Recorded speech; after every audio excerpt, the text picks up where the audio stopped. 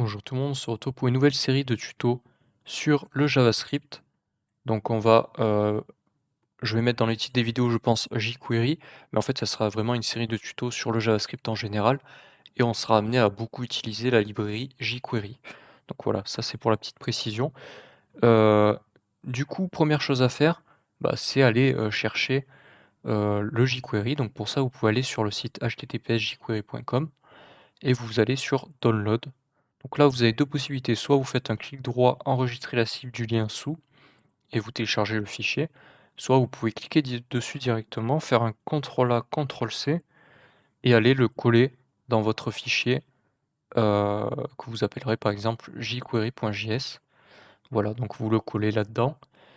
Et donc après, on ira l'importer dans notre fichier index.html. Donc j'ai déjà mis quelques éléments dans mon fichier HTML pour vous montrer tout ça.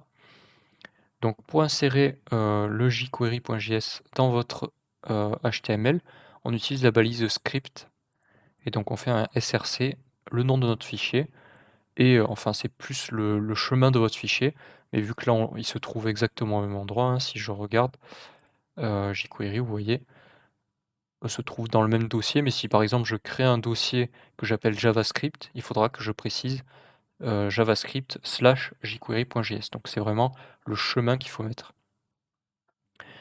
Donc une fois que vous avez importé votre fichier dans l'HTML, heu, plutôt insérer le terme qui convient mieux.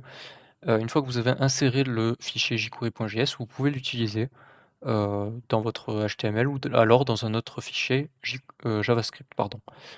Donc nous, on va préférer mettre le JavaScript dans un second fichier, pour éviter de mettre tout le JavaScript dans l'HTML, ce qui est pas très propre, enfin c'est pas très lisible. Donc pour ça, on crée un nouveau fichier script.js, donc vous pouvez l'appeler comme vous voulez. Il faut juste que il y ait l'extension .js à la fin pour que ça soit du JavaScript. Et donc pareil, on l'insère dans notre HTML.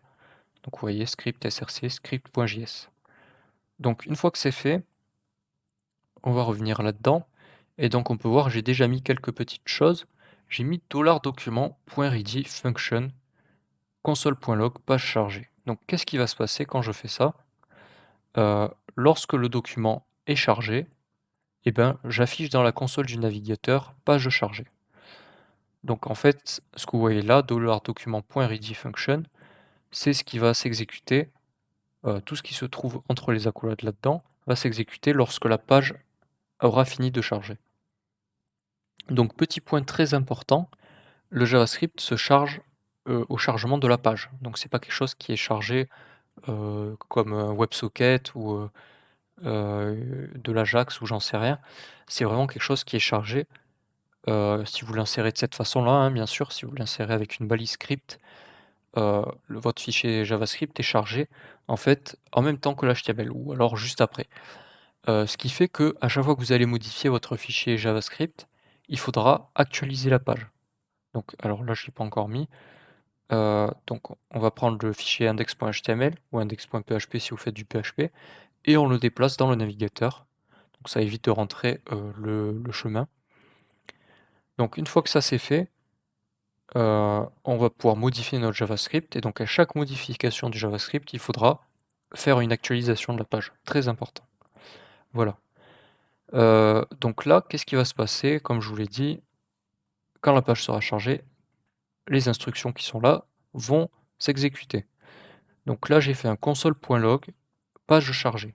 Donc le console.log permet, d'afficher des éléments dans la console du navigateur. Donc si je reviens ici, je fais un F12, eh bien je peux voir qu'à chaque fois que j'actualise, il y a bien page chargée qui s'affiche. Donc mon script en fait se déclenche bien et on peut voir que l'instruction console.log est bien exécutée. Euh, donc voilà, c'est à peu près tout pour cette tuto. Dans le tuto numéro 2, on verra les différents sélecteurs qui existent en jQuery afin de manipuler les différents éléments HTML. Donc voilà, c'est tout pour ce tuto. Sur ce, à plus tout le monde. Ciao.